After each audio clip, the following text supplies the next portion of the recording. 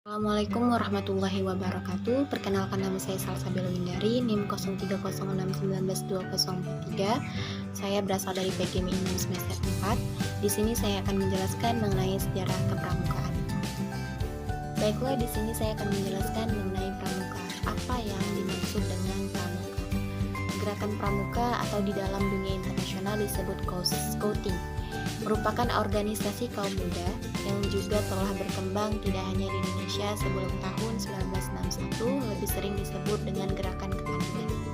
Pramuka sendiri merupakan salah satu segi pendidikan nasional yang penting yang merupakan bagian dari sejarah perjuangan bangsa Indonesia.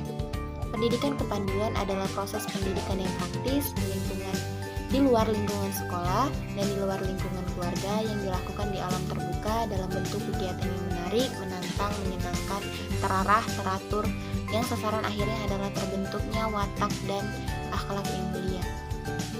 Pramuka pada awalnya tumbuh di Inggris pada tahun 1907 yang dipelopori oleh Sir Robert Baden-Powell.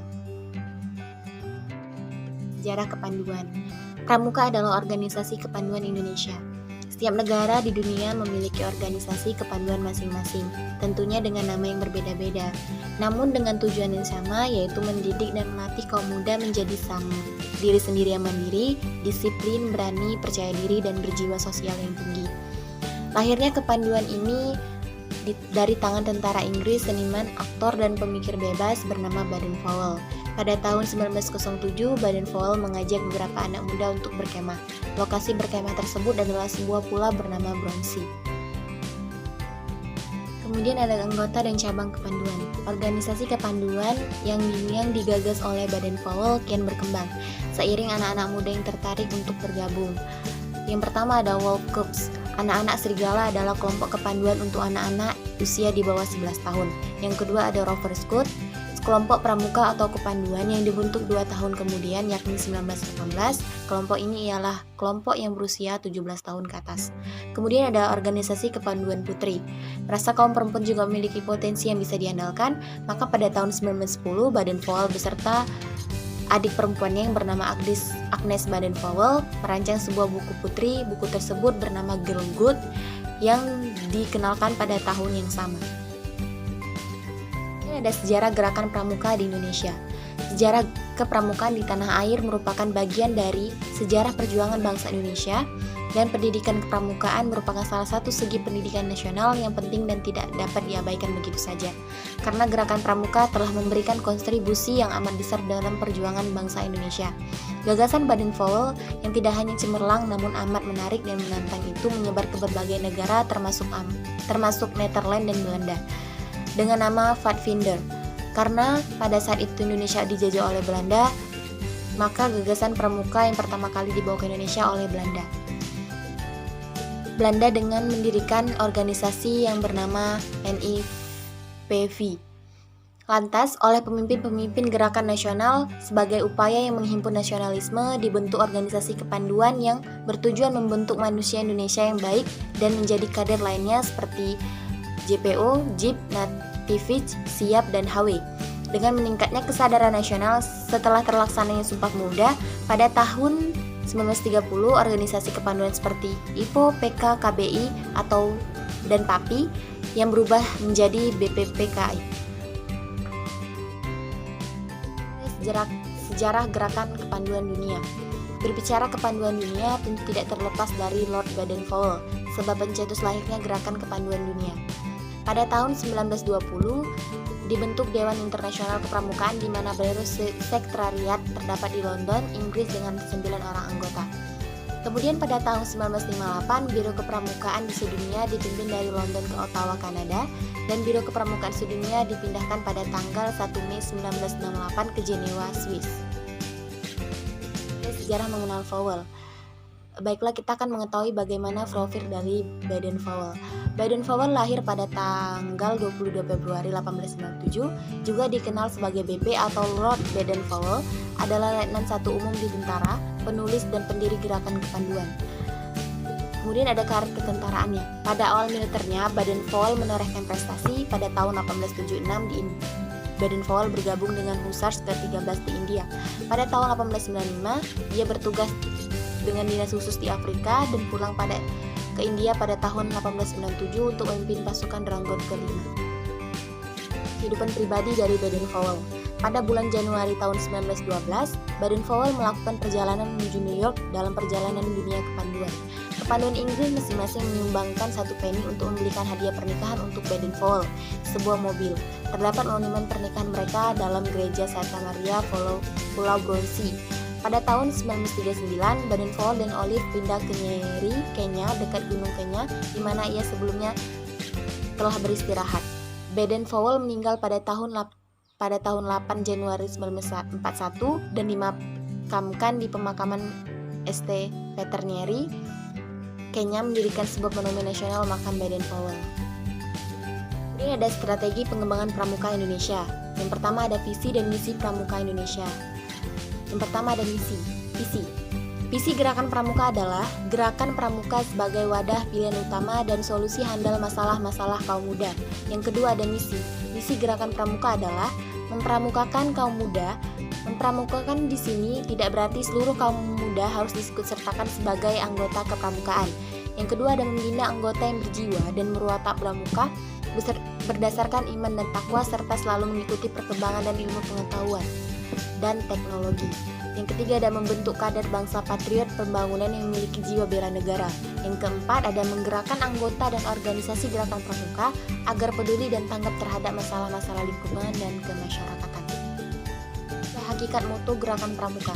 Moto gerakan pramuka adalah Satyaku Kudarmakan, Dharmaku Kubaktikan.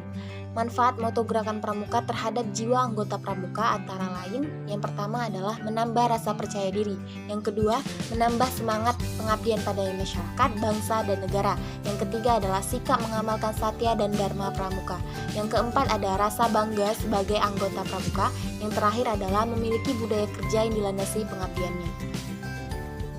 Prinsip dasar kepramukaan dan metode kepramukaan. Yang pertama itu ada prinsip dasar kepramukaan. Prinsip dasar kepramukaan itu ada 4. Yang pertama, iman dan takwa kepada Tuhan Yang Maha Esa. Yang kedua, peduli terhadap bangsa dan tanah air dan alam seisinya. Yang ketiga, peduli terhadap diri pribadi. Yang keempat, taat kepada kode kehormatan pramuka. Metode kepramukaan adalah salah satu cara memberikan pendidikan watak kepada peserta didik melalui kegiatan pramuka. Kemudian ada sistem analog dalam pramuka. Sistem analog adalah cara pelaksanaan pendidikan di dalam gerakan kepramukaan. Sistem analog adalah hasil pemikiran Raden Mas Suwardi Suryadiningrat atau dikenal sebagai Ki Hajar Dewantara. Kemudian ada tokoh-tokoh dalam pramuka Indonesia.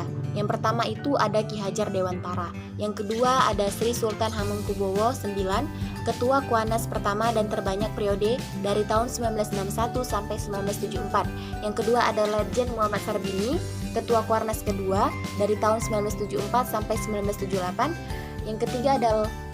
Yang keempat ada Letjen Mahudi, Ketua Kuarnas ketiga dan terlama pada tahun 1978 sampai 1993.